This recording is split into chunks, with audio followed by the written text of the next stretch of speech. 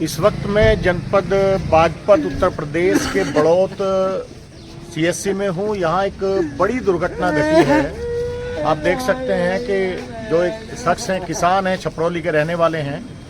इनका एक बेटा बिजली विभाग में संविदा पर कार्यरत था। आज उस जवान बेटे की करंट से बेहद दर्दनाक मौत हो गई। यहाँ तमाम लोग इकट्ठा हैं, छपरौली से इकट्ठा हैं, पुलिस प्रशासन के लोग यहाँ मौजूद हैं। पीछे आप देख सकते हैं छपरौली गांव के, छपरौली कस्बे के तमाम लोग मौजूद हैं। और जहाँ ये घटना घटी है बावली, तो जानकारी मिल रही है कि वहाँ के भी यहाँ तमाम लोग मौजूद हैं। कोशिश करेंगे जानने की किस तरीके से घटना हुई। हालांकि बहुत दुख की घड़ी है, बहुत ज़्यादा दुख की घड़ी है। ये उनके पिताजी हैं, जो युवक जिसकी डेथ हुई है, दर्दनाक रूप से मौत हुई है, उसके पिताजी हैं। छपरौली पट्टी बुआला के रहने वाले हैं। जी क्या नाम है आपका? देशपाल जी, क्या घटना हुई है, किस तरीके से हुआ है? बेटे का क्या नाम था? कितनी उम्र थी बेटे की? 25-26 साल के आसपास उम्र बताई जा रही है पंकज की। यहाँ बिजली विभाग के लोग भी मौजूद हैं। देखिए यहाँ अभी बिजली विभाग के कोई अधिकारी मौजूद हैं? नीली शर्ट में। चलिए, बता रहे हैं कि एसडीओ साहब हैं नीली शर्ट में। कोशिश करते हैं उनसे पूछताछ की, जानकारी करने की। जी भाई साहब, एसडीओ साहब हैं? एसडीओ साहब, क्या शुभ नाम है आपका? मेरा नाम नितिन आनंद है। नितिन आनंद जी। नितिन आनंद जी, ये जो दुर्घटना हुई है, घटना हुई है, ये लड़का पंकज जिसकी एज 25-26 साल बताई जा रही है, किस तरीके से ये घटना हुई है?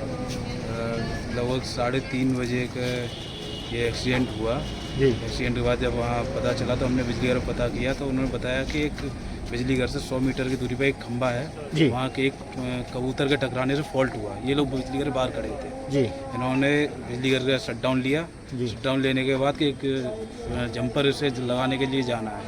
ये शट डाउन ले लिया था। हाँ, शट डाउन ले लिया। ये एचटी लाइन थी या एलटी लाइन? 11 kV की लाइन थी, एचटी लाइन थी जी। 2 फीडर का वहाँ शट डाउन लिया गया जी। और इनकमिंग 2 ही फीडर थे मौके पे वहाँ। हाँ जी। और इनकमिंग भी ट्रिप हुई, क्योंकि जब वहाँ हम लोगों ने देखा वहाँ इनकमिंग ट्रिप बताई गई थी जी। तो ये वहाँ पे पोल पर चढ़े थे जंपर लगाने के लिए जी। फिर जो आसपास के लोग थे उनसे बात करने बताया कि ऊपर जैसे चढ़े थे वहाँ बैठे थे, बैठने के बाद ही करंट आ गया। ये वजह क्या रही है एसडीओ साहब करंट आने की? जांच चल रही है। क्या इसमें मेरा एक सवाल है आपसे, जिस वक्त शटडाउन लिया जाता है तो जितनी मुझे जानकारी है रजिस्टर में भी नोट किया जाता है, टाइम नोट किया जाता है, डेट नोट की जाती है। जो शटडाउन लेता है उसके सिग्नेचर होते हैं, जो शटडाउन देता है उसके सिग्नेचर होते हैं। तो क्या रजिस्टर चेक किया गया? फौरी तौर पे चेक किया गया। रजिस्टर में तो साइन है, लिखित में शटडाउन हुआ है। लिखित में शटडाउन हुआ है, लेकिन अब उसकी एमआरआई कराई जा रही है, क्योंकि ये प्रक्रिया के डाटा के द्वारा ही कंफर्म हो पाएगा जी कि क्या एक्चुअल में शटडाउन जी हुआ, क्या रीजन रहा। एसडीओ साहब, शटडाउन लेने के बाद में क्या ऐसा हो सकता है कि शटडाउन ऑटोमेटिक ऑफ हो जाए, यानी कि लाइन ऑटोमेटिक चल जाए? नहीं होता। तो मौके पे शटडाउन किसने दिया था? शटडाउन ऑन ड्यूटी एसएसओ क्या नाम है एसएसओ का? संजीव नाम है। संजीव क्या इस घटना के बाद मौके पे आए? उसके बाद मौके बिजली घर पे ही उपस्थित थे। बिजली घर पे उपस्थित थे। क्या उनसे कोई पूछताछ हुई? संजीव से पूछताछ हुई कि जब शटडाउन लिया गया था तो लाइन कैसे चालू कर दी गई? नहीं, उनसे पूछताछ हुई, संजीव से पूछताछ हुई। उनके द्वारा बताया गया कि उन्होंने प्रॉपर शटडाउन लिया गया जी। और शटडाउन के बाद दूसरा लाइनमैन था, वो देखने भी आया था कि शटडाउन है कि नहीं जी। क्या इन लोगों की आपस में कोई पूर्व में कासूनी तो नहीं थी, संजीव की या पंकज की? किसी तरीके की कोई इनके बीच में डिस्प्यूट या कोई इस तरीके का कि जानबूझ के शटडाउन को ऑफ कर दिया गया हो, शटडाउन वापस कर दिया गया लाइन पर चढ़ने के दौरान? इस तरह का कोई भी साक्ष्य नहीं मिला, लेकिन जांच का विषय है। जांच होने के बाद ये क्लियर हो पाएगा। इस घटना की कोई एफआईआर वगैरह दर्ज कराई गई थाने में? एफआईआर कराई गई है। एक हमारी तरफ से हमारे जई साहब गए हुए हैं थाने के लिए एफआईआर जी। और जो पीड़ित पक्ष है उनकी तरफ वो भी एफआईआर। ये जो लड़का पंकज था एसडीओ साहब, ये टेम्परेरी ग्राउंड पे था या फिर संविदा पे था? क्या प्रोविजन है ऐसी घटनाओं के बाद एसडीओ साहब आपके डिपार्टमेंट में? मतलब अगर ऐसी कोई घटनाएं घटती हैं उसके बाद क्या प्रोविजन पीड़ित परिवार को कोई राहत देने के लिए या पीड़ित परिवार की कोई हेल्प के लिए, सहायता के लिए क्या प्रोविजंस हैं आपके यहाँ? इसमें जो विभाग की तरफ से प्रोविजन है 10 लाख रुपए की राशि उनके परिवार के जी सदस्य जो उनके वारिस नरसाना सर्टिफिकेट की तरफ जो भी प्रस्तुत करें उनको एक मेरा बहुत अहम सवाल है यहाँ, ये 10 दिन के अंदर ये कार्रवाई 10 दिन के अंदर।